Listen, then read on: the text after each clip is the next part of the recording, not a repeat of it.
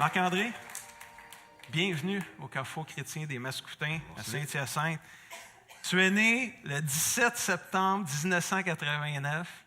Tu vas avoir bientôt 28 ans. Tu as connu notre Église par Internet et tu as eu à cœur de vouloir nous aider et laisser une marque parmi nous dans ta propre ville natale. Oui, exact. Dans le fond, j'étais quand même... Ça fait 4-5 ans que je suis chrétien, mais je n'étais pas au courant qu'il y avait une église aussi grosse, là, je peux dire, à Saint-Hyacinthe, puis avec un message aussi bon. J'étais agréablement surpris. Oh, super!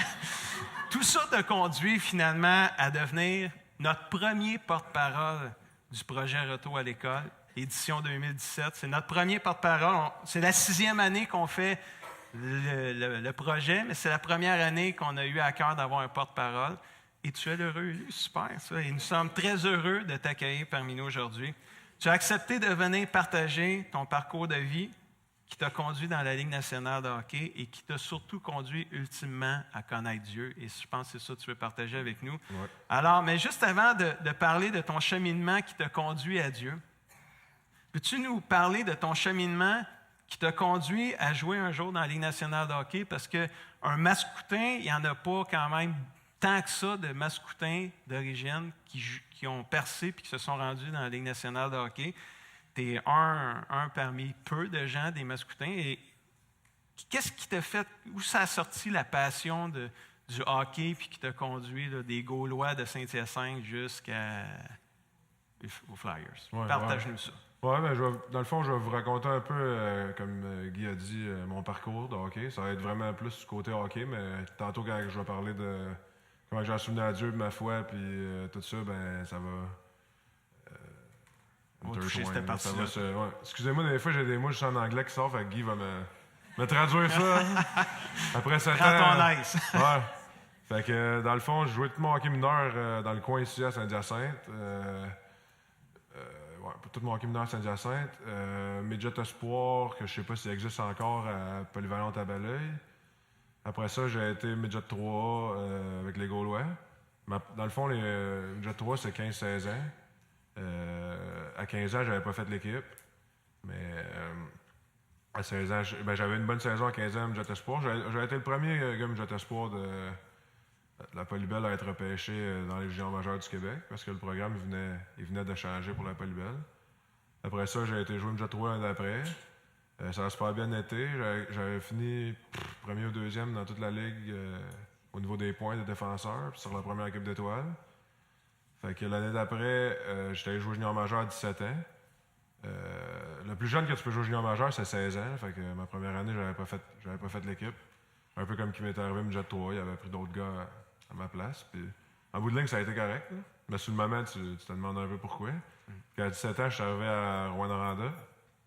Puis ça a super bien été. Au début, je jouais un petit peu moins, mais maintenant, j'ai fait des choses sur la patinoire qui ont fait que j'avais plus de temps de glace. Finalement, j'ai comme eu la recrue mi-saison, puis des trucs comme ça, avec mon équipe, pas dans la ligue au complet. Puis après ça, à 18 ans, je suis retourné à Rouyn encore. Puis dans le fond, j'ai été capitaine. On avait vraiment une vieille équipe. On allait... Dans le junior majeur, ça ne marche pas comme dans la Ligue nationale. Là, c'est des cycles.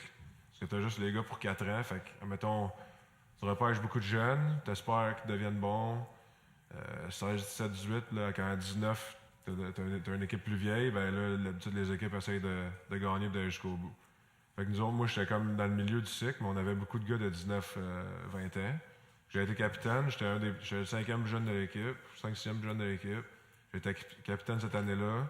On a fini premier dans la saison, puis on a perdu en finale contre l'équipe à Claude Giroux, puis Paul Byron, qui joue maintenant avec le Canadien. Puis j'ai gagné le meilleur défenseur de la Ligue cette année-là. Ça, à 18 ans, c'est juste arrivé peut-être, je ne veux pas m'avancer et dire des mensonges, mais une dizaine de fois dans l'histoire de la Ligue, peut-être. Là. Puis... Qu'un défenseur était nommé à 18 ans. À 18 ans. Parce que, par exemple, Le Tank, qui joue à Pittsburgh, il a gagné le trophée, mais à 19 ans. OK. Et là, je suis pas en train de dire que je suis meilleur que lui, là, mais je donne juste une perspective. Juste qu'on c'est un trophée qui est assez prestigieux à gagner. Puis l'année d'après, j'ai été encore capitaine. J'ai été échangé à Rimouski au milieu de l'année parce qu'il y avait la Coupe Memorial, qui est la grosse coupe dans le fond, qui regroupe les 3 ligues du Canada.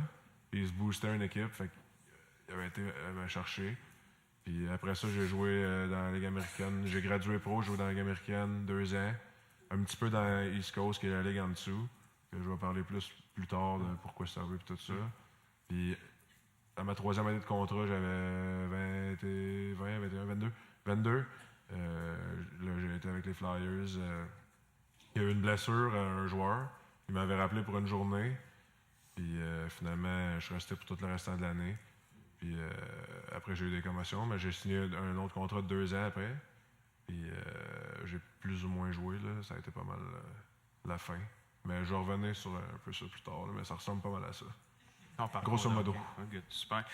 Je pense que Marc-André, tu es un exemple de quelqu'un qui est allé au bout de ses rêves. Je pense qu'un jeune qui perce dans le hockey, son rêve, c'est d'aller dans la Ligue nationale un jour. Puis tu as atteint cet objectif-là, tu as atteint ce rêve-là. Puis, bon, on signe des contrats, c'est des gros sous, c'est de la grosse argent. Donc, tu étais rendu comme au sommet sans dire au sommet de la gloire, tu étais quand même, tu avais atteint un haut niveau dans ta vie à un jeune âge. Ouais. L'argent, le party, les filles, etc. C'est ce que tu me disais quand on déjeunait l'année passée. Ouais. Mais tu me partageais aussi que malgré le fait que tu as atteint des hauts sommets dans ta vie, tu ressentais quand même un vide que Dieu, seul Dieu pouvait combler. Peut-être que tu ne savais pas à ce temps-là, mais tu as découvert avec le temps. Parle-nous de ton cheminement qui t'a conduit à Dieu, justement, à la foi, à la vie nouvelle que tu vis présentement. Je sais que tu me partageais qu'il y a un Hockey Ministries, qui est un ministère pour les joueurs de hockey chrétiens évangéliques, et tu as participé à quelques chapelles. Parle-nous de ton cheminement qui t'a amené, justement, à connaître Dieu au travers. Ben, 2 choses, là, parce que là, c'était quand même une longue question. Il va falloir que je brise ça en 2 morceaux, mais... Coupe ça à ton goût. Je vais commencer par le cheminement, puis après Moi, je pose des questions, toi, tu donnes les réponses. Je vais commencer par le cheminement avec Hockey Ministry, puis après, je vais parler de ce que tu disais avec les choses... le vide. Party et ces affaires-là. Fait que, avec Hockey Ministry... Ben, il y a Hockey Ministry International, qui est à Montréal, ici, que, dans le fond, il y a un programme de chaplain. Chapelle. Il y a une personne. Aumônier, c'est ça. C'est pas toutes les équipes qui en ont là, dans la Ligue. Mais il y en a dans la Ligue nationale, il y en a dans la Ligue américaine, il y en a dans les autres ligues. Puis nous, mais dans le fond, quand je l'ai dit tantôt, j'ai joué 2 ans en Ligue américaine, puis un petit peu dans la Ligue en dessous, dans East Coast. Parce que j'avais eu une grosse commotion, je m'étais battu, j'avais évidemment perdu. On peut pas tous les gagner, là, sur une 50aine. Puis en tout cas, un coup de poing chanceux là, qui m'a pogné sur la mâchoire. Puis après ça, ils m'ont envoyé une ligue plus bas. Puis là, j'ai joué là pendant à peu près 15 matchs, mais il y avait beaucoup de gars qui allaient à la chapelle, pratiquement toute l'équipe. Fait que j'étais comme, bon, je serais pas le gars qui y va pas, là, je viens juste d'arriver. Fait que je suis allé, de la bouffe gratuite. J'ai mangé. C'était bien le fun, ça a duré à peu près 15-20 minutes. Puis, sincèrement, j'y allais à chaque semaine, mais je m'en foutais un peu. Là. Puis tu mangeais gratuitement. Ouais, il y avait du pâté chinois à faire de même. Mais Dieu, ça ne disait rien. Ben, tu sais, j'écoutais. C'était l'histoire de John Van Bussbrook. Ouais. C'est un goaler qui jouait pour la Floride. Lui et sa femme, ça avait vraiment mal. Puis chacun de leur bord, ils ont trouvé Dieu en même temps. Puis ils sont comme revenus ensemble, puis ça a comme sauvé leur mariage. J'étais comme, c'est bien cool, mais c'est une belle histoire. Fait que pendant cet été-là, je suis revenu ici m'entraîner, parce que je m'entraînais toujours à Saint-Hyacinthe, même si je jouais là-bas, chez Mario Beaulac. S'il y en a qui sont intéressés, ça s'entraîner. Puis j'avais comme changé des choses dans ma vie, mais pas nécessairement par rapport à Dieu. Je faisais attention à ma nutrition, puis je me couchais plus tôt, puis je voulais vraiment passer au prochain niveau l'année d'après. En revenant dans la Ligue américaine au début de l'année, j'avais pas fait de la Ligue nationale, j'avais un bon camp, mais dans la Ligue américaine, il y avait des gars de cette équipe-là qui étaient dans la Ligue américaine. Il y avait une chapelle là aussi, mais il y avait moins de gars, mais j'y allais quand même, j'ai continué à y aller. Puis là, tranquillement, pas vite, ça me parlait un peu plus. Puis quand je suis arrivé avec les Flyers, il y avait un gars qui faisait la chapelle là-bas, un aumônier qui était avec Hockey Ministry toujours. Puis lui, comme il offrait ses services un peu aux gars, mais il y avait des chrétiens dans l'équipe, là, 4-5 gars qui était chrétien, mais il n'allait pas nécessairement à la chapelle. Moi, j'avais décidé d'y aller, puis c'était un one-on-one. Fait que c'était vraiment personnel. Lui, il restait à comme 1 an et demi de là. Il venait une fois par semaine me parler 15 minutes avec une petite feuille, puis un verset, puis il s'en allait. Fait que je me disais, ouais, il n'y a rien à faire, là. venir, tu sais, j'étais comme, voyons. Mais, dans le fond, ce qu'il faisait, c'est qu'il m'aimait comme Dieu veut qu'on aime les gens, puis justement, quand ça parle dans la Bible d'agir à la place de parler, ben, c'est bon de faire les deux, mais si tu parles, si tu sais, si tu connais, si tu lis, mais tu fais rien, ben ça donne rien. Fait que lui, il m'a vraiment démontré l'amour de Dieu à travers de ça. Fait que pendant cette année-là, j'ai vraiment commencé à prendre ça plus au sérieux. Je lisais la Bible, tout ça. Je peux pas. Il y a beaucoup de gens qui me demandent souvent quand est-ce que tu as accepté Dieu, mais je peux pas te dire. Tu sais, j'ai prié souvent. J'ai comme donné ma vie à Dieu, puis ça m'arrive des fois de leur prier encore, juste pour comme. Des fois, t'as comme des périodes où tu te sens moins proche de Dieu. Fait que je peux pas te dire exactement quand, mais dans ces alentours-là, j'ai vraiment. J'ai dit Dieu, je ne sais pas quoi faire, comment le faire. Je comprends pas tout, mais ça m'intéresse de te suivre, puis j'aimerais ça que tu me montres comment. Après ça, j'ai eu mes commotions plus tard, d'autres commotions, parce que j'en avais déjà eu, puis ça a grosso modo fini ma carrière, mais à cause de Dieu, j'ai été capable de passer à travers. Puis on en reparlait tantôt, fait que je vais laisser le sujet là pour l'instant. C'est quoi les changements? Quand tu comme dit à Dieu, là, tu te dis, ben là, moi, là, Dieu, je sais pas trop comment, mais je veux te donner ma vie. Là. Ouais, ben, c'est quoi le changement qu'il y a eu après ça? T'as-tu vu quelque chose arriver? Ben, ça a été graduel. Là. Moi, je veux dire, je faisais le party souvent. J'avais pas de blonde, je couchais avec des filles. Il n'y a pas grand-chose qui me dérangeait. Mais je disais à mon gars de chapelle, ben, je comprends pas ce que ça fait, mettons, que je prends de l'alcool. Je fais pas de mal à personne. Ce que ça fait que je fais ci pis ça, je fais pas mal à personne. Mais graduellement, moi, il y a des gens qui ils viennent à Dieu, puis c'est paf, d'un jour à l'autre, c'est une nouvelle personne. Mais moi, ça a été graduel. Ce que je pense, c'est parce que dans ma vie, j'étais vraiment rendu quand même assez. C'était comme un mode de vie que ça faisait vraiment longtemps que j'avais. Fait que même aujourd'hui, je travaille encore là-dessus à chaque jour. Là, puis c'est pas quelque chose de facile, mais avec Dieu, c'est faisable. Puis, mais ça, fait que ça a été des changements graduels. Puis, les gens parlent souvent de prendre de l'alcool, pas prendre de l'alcool. Blablabla. En bout de ligne, c'est pas ça, croire à Dieu. Là. C'est pas parce que tu prends une bière ou deux chez vous que t'es pas chrétien. C'est vraiment, c'est dans ton cœur, c'est la relation avec Dieu, c'est. On est. Redeem, c'est quoi en français? Libéré, racheté. On a été racheté par à cause de l'amour de Dieu à prime abord. On n'est pas racheté parce qu'on fait ci ou on fait ça. Il n'y a personne qui est capable d'être assez bon pour être racheté. Fait que, peu importe ce que tu fais, c'est pas ça la grâce de Dieu. La grâce de Dieu, c'est le sacrifice sur la croix, comme on j'entends le matin. Fait que ça a été un changement graduel, puis c'est encore dans ma vie, je travaille là-dessus souvent. Mais pour revenir à tantôt ta longue question que j'avais pas fini, parce que tu parlais des filles, de l'argent et tout ça. Fait que moi, mettons, à 22 ans, je jouais dans la Ligue nationale, je faisais beaucoup d'argent, j'avais pas un contrat de 10 millions, mais quand même, je pouvais m'acheter tout ce que je voulais, je pouvais être avec n'importe quelle fille que je voulais, j'avais tout. Moi, j'ai réfléchi beaucoup, mettons, dans ma vie, puis je réfléchis encore souvent à, mettons, comment expliquer aux gens qui sont pas chrétiens qu'est-ce que c'est être chrétien et qu'est-ce que ça t'apporte sans arriver puis genre lancer de l'eau bénite dessus, puis fait que ça marche pas, puis c'est pas. Mais beaucoup de gens que je connais, il y a même des gens qui sont chrétiens qui pensent encore comme ça, qui pensent, mettons, bon, je vais à l'école, je travaille.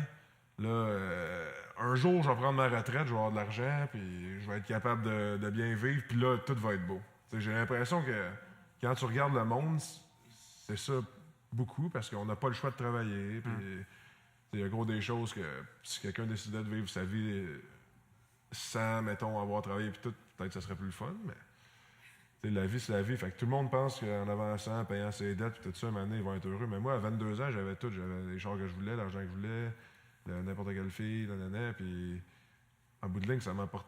j'étais comme, c'est tout. Il n'y a rien d'autre.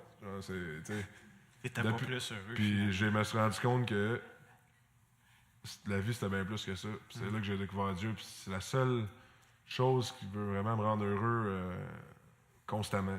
C'est Dieu. Parce que le reste, c'est des plaisirs. Des plaisirs. Passagers. J'avais le chant en anglais, là, mais c'est temporaire. Tu t'achètes un char, c'est cool, il est neuf, après une semaine, il n'est plus neuf, puis t'as besoin d'autre chose. C'est tout le temps de même. N'importe quoi, là, c'est des plaisirs. Tu vas faire le party à quelque part, tu reviens, c'est bien le fun le soir, mais 2 jours après, t'es pas plus accompli en dedans de toi. Fait. La seule chose qui peut vraiment t'apporter un accomplissement total, c'est Dieu. Puis c'est pour ça que Dieu demande une relation avec nous, parce qu'il sait que. Excellent, super. Fait que c'est là que je voulais en venir avec toutes les choses périphériques, je peux dire, matérielles de ce monde-là. Tu as dû malheureusement mettre fin à ta carrière de joueur de hockey plus tôt que prévu à cause des commotions, tu en as parlé tantôt.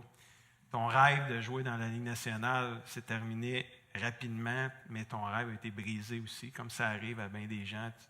T'arrives, ton rêve se réalise, mais il ne dure pas, il se brise.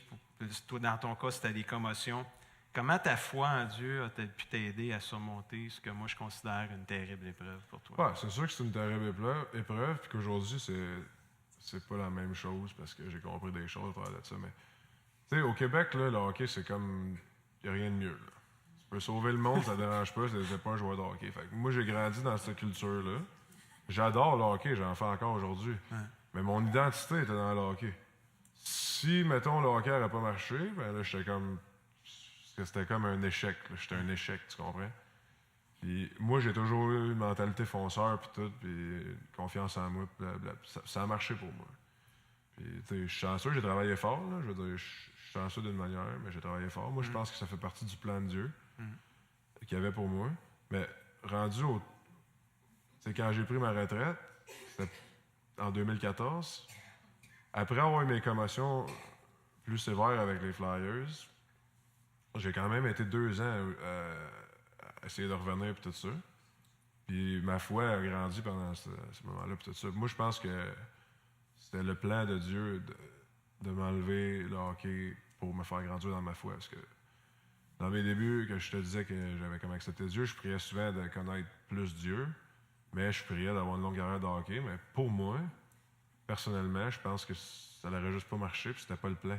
Il y en a plein des joueurs de hockey qui sont chrétiens dans la Ligue nationale. Jerome McGinley, Jordan Staal, Jagger, c'est un gars chrétien. Il y a plein de superstars qui sont chrétiens, puis ça marche pour eux. Mais pour moi, c'est un plan différent. Puis aujourd'hui, je vois vraiment la richesse du plan de Dieu parce que j'ai pu aller à Liberty, qui est la plus grosse école chrétienne au monde, puis vraiment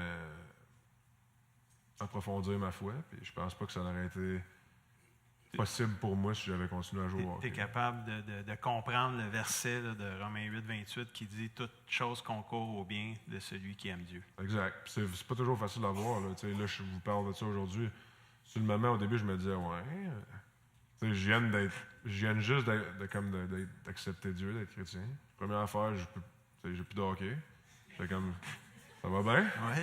Mais... Le Seigneur est bon. Ah non, c'est ça. Je me disais « Ouais, OK, c'est beau. J'aime ça. » Mais en bout de ligne, on passe tout à travers des épreuves comme ça dans notre vie. Puis c'est pour ça qu'il faut avoir foi en Dieu. C'est ça, la foi en Dieu. Tu peux avoir la confiance en Dieu, la paix de savoir que son plan est solide, plus solide que le tien. Puis en bout de ligne, il faut que tu prennes un step back puis tu regardes la big picture, là, la grosse image. Puis maintenant, tu vas voir que c'est bon pour toi. Puis moi, c'est ça que j'essaie de faire dans ma vie maintenant. Là. Mettons, je me fais des plans, là, mais j'essaie toujours de prier avant pour que Dieu me montre où aller. Puis j'essaie de pas trop m'en faire à long terme parce qu'on dirait qu'à chaque fois que je m'en fais, il me montre quelque chose d'autre. Fait qu'en bout de ligne, on donne plus rien de penser. Quand on réalise que quand un rêve se brise, à un moment donné, Dieu en donne d'autres aussi. Là. Ah non, c'est sûr. C'est sûr, certain. Si on parle justement du présent et des nouveaux défis qui sont devant toi, tu feras maintenant carrière comme assistant coach puis assistant au directeur général avec les Huskies de Rouyn-Noranda en Abitibi, tu vas avoir sous ta charge des jeunes de 16 à 20 ans. Tu as passé par là, tu connais cette saison de la vie-là, tu l'as vécu sans Jésus. En quoi, toi, ta foi, ta nouvelle vie, ta vie spirituelle, ton amour pour Dieu, peut-elle t'aider maintenant là, dans le nouveau rôle que tu vas avoir un impact dans la vie de ces jeunes-là qui, pour certains, plusieurs d'entre eux, vont peut-être percer puis se rendre jusque dans la Ligue nationale? Oui. Comment tu vois ton rôle avec Jésus en toi maintenant? Moi, je trouve que c'est une excellente opportunité. Dans la Ligue nationale, il y a 55% des joueurs qui viennent de la Ligue canadienne de hockey, qui est nos 3 ligues au Canada, combinées. C'est un gros pourcentage. C'est sûr que des fois, la manière que, mettons, au Québec en ce moment, c'est plus dur des fois peut-être là, de s'ouvrir à notre foi, ce que je comprends. Ça devrait pas être comme ça. Là. Mais moi, je pense que l'important, c'est de vivre sa foi. Puis d'être, comme tu dis tantôt, de prier que cette église soit une lumière, ben c'est comme ça que tu es une lumière. Les pharisiens, toutes ces affaires, ces personnes-là dans la Bible, eux, ils savaient tout par cœur. Ils le répétaient à chaque jour, mais ils le vivaient pas. Fait qu'en bout de ligne, ça n'avait aucun impact, leur message. Moi, dans le début de ma foi, j'essayais souvent d'en parler. Puis, c'est pas que ça marchait pas, mais c'est que ça marche toujours mieux d'agir. Puis si tu n'agis pas, puis tu parles, ça change rien. Il y a beaucoup de parents ici, puis je pense que quand tu élèves un enfant, c'est la première chose que tu as à faire, c'est d'être un exemple. Puis, ça va être la même chose avec ces joueurs-là. Ouais. Si je leur dis fais ci, fais ça, mais après ça, je m'en vais puis je fais d'autres choses, ben ça n'aura aucun impact. Moi, il faut marcher walk the walk, comme on dit en anglais. Ouais. C'est ça que j'essaie de faire dans ma vie de tous les jours. Je suis pas parfait, puis ça marche pas tout le temps, mais au meilleur de mes capacités, j'essaie de faire ça. Puis je pense que ça va être comme ça que je vais être capable d'avoir un impact pour Dieu à travers du hockey. Par ta propre vie. Exactement. En étant un exemple, puis en étant un exemple, les gens posent des questions, puis c'est comme ça que les portes s'ouvrent pour parler de Dieu. Il y a beaucoup plus de monde qui recherche Dieu, qui pense qu'il le recherche, mais il y a du monde au Québec qui en ont... Je peux pas dire que j'ai jamais entendu parler, mais c'est pas comme il y a, mettons, 60 ans, quand j'étais étudié à l'école, puis tout ça. Il y a un manque de connaissances, c'est sûr. Puis je pense que s'il y a plus de gens qui connaîtraient vraiment des bonnes églises comme ici, évangéliques, qui enseignent j'ai juste doctrine en tête, mais qui enseignent l'amour de Dieu de la bonne manière, ben, il y aurait beaucoup plus de chrétiens. Amen. Super, très bien ça, que Dieu t'aide justement à impacter la vie des jeunes là, que tu vas avoir à Rouyn-Noranda. On a plusieurs enfants, Marc-André, qui vont regarder ce parcours de vie-là. On a plusieurs parents, plusieurs partenaires dans le projet des sacs d'école et qui vont regarder ton parcours de vie. Quelles sont les leçons de vie que tu pourrais laisser partager avec eux là, en terminant ce matin? Wow. Ben moi, je pense, ma vie en général, Dieu a été présent toute ma vie, même si je ne le savais pas. Puis comme je l'ai dit tantôt, c'est un plan qu'il y avait pour moi. Fait que toutes les étapes que j'ai passées... J'ai eu beaucoup d'adversité dans ma vie, là.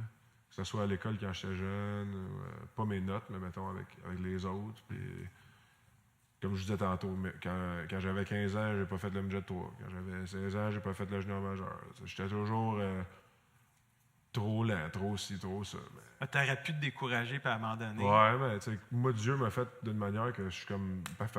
Il faut que ça avance, puis... Ce que je veux dire là, c'est pas d'être arrogant avec le monde, là, mais il faut que tu sois confiant en toi-même. Puis, moi, j'ai beaucoup de coachs quand j'étais plus jeune qui me disaient que mon attitude était mauvaise, puis trop bonne, trop ci, trop ça. Ça marchera jamais. Mais jamais une fois dans ma vie, j'ai pensé que j'allais pas jouer à la Ligue nationale. Ça m'a jamais arrivé. Et encore aujourd'hui, dans tous les projets que j'entreprends, je me dis, j'entreprends un projet pour le réussir, pas pour essayer de le réussir.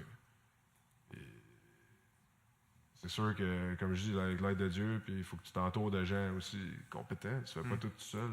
Je suis pas en train de vous dire que moi, je suis meilleur que les autres, c'est pas ça, mais mettons un exemple là, de ce que j'essaie de vous dire. Là. Les gens me disaient « Hey, tu joues au hockey contre Crosby puis Ovechkin, ils doivent être bons. » Ça doit être intimidant, mais je dis « Oui, ils sont bons, mais non, c'est pas intimidant, parce que si je suis intimidé puis je me dis « Crime, ces gars-là sont bons, mais ils vont passer à côté de moi. » Moi, j'allais sur la glace à chaque jour, je me disais « C'est moi le meilleur joueur sur la glace dans ma tête. » C'était pas moi le meilleur joueur pour de vrai, mais ça dérange pas.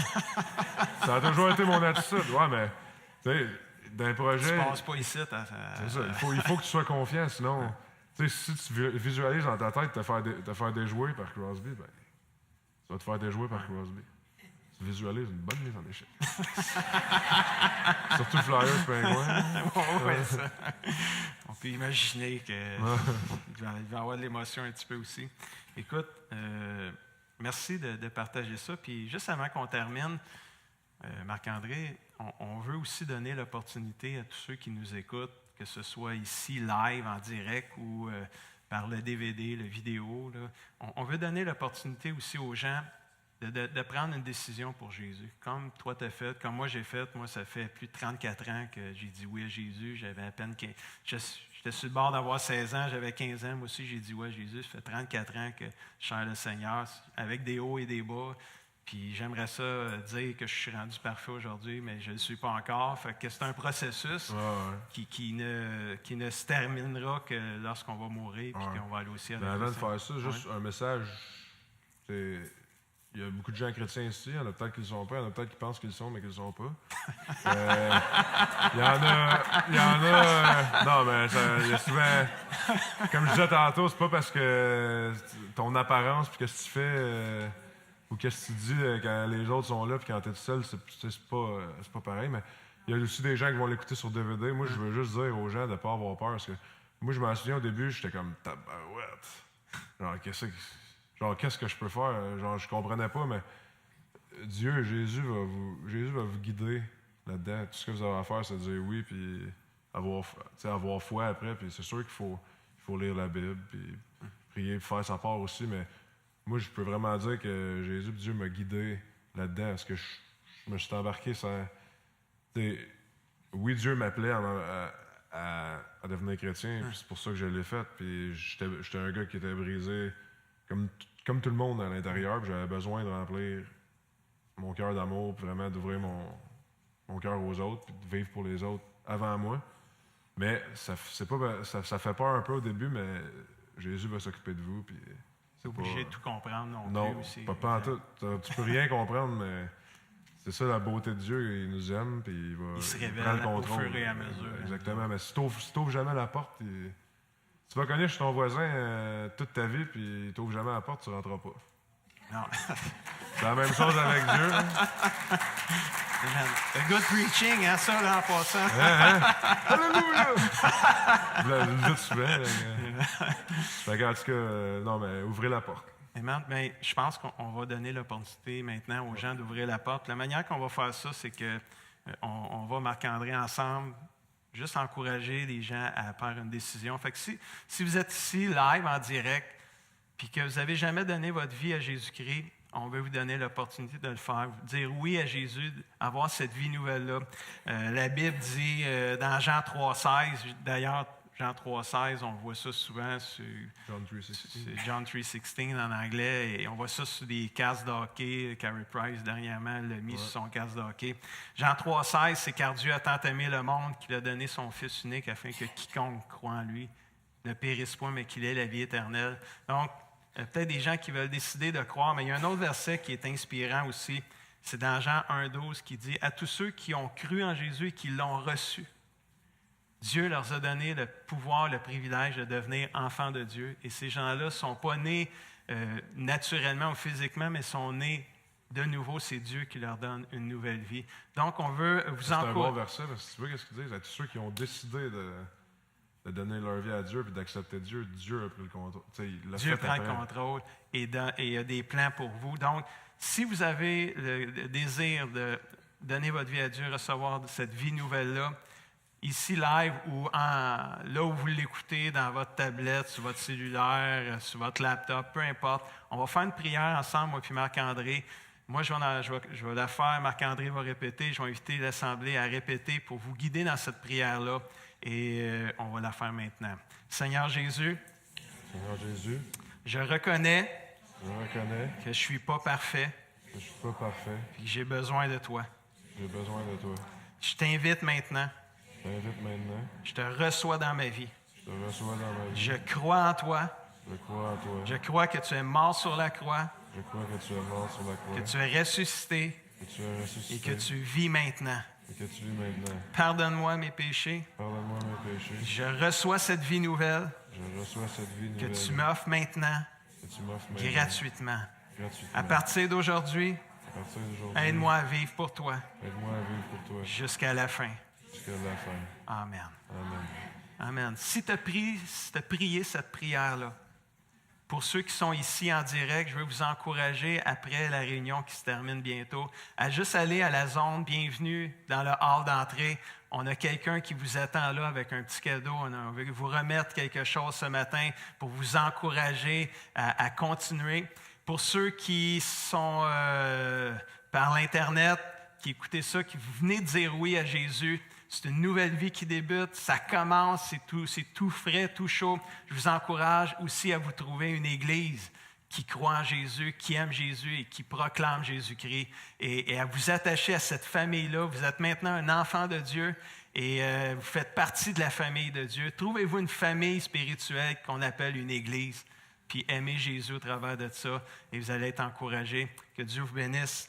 Et Marc-André, on veut te remercier d'avoir partagé ton parcours de vie en toute simplicité, toute authenticité.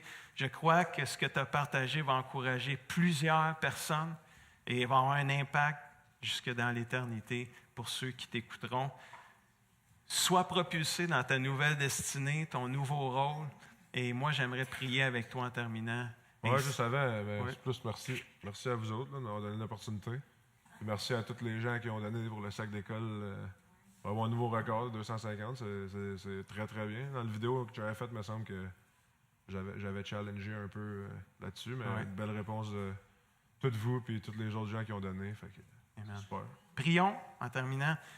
Papa Céleste, je te remercie pour Marc-André, pour sa simplicité, son authenticité, Seigneur. Je prie que tu te serves de lui à Rouyn-Noranda pour les prochaines années, Seigneur. Tu as des plans, tu as des rêves pour lui, tu as des visions, Seigneur Jésus. Dieu, déjà des projets, Seigneur Jésus, pour lui. Et je prie que tu puisses l'encourager. Bénis sa famille, ses parents, Seigneur, son frère, Seigneur, tous ses amis, Seigneur. Que sa vie puisse impacter plusieurs autres vies pour le royaume de Dieu.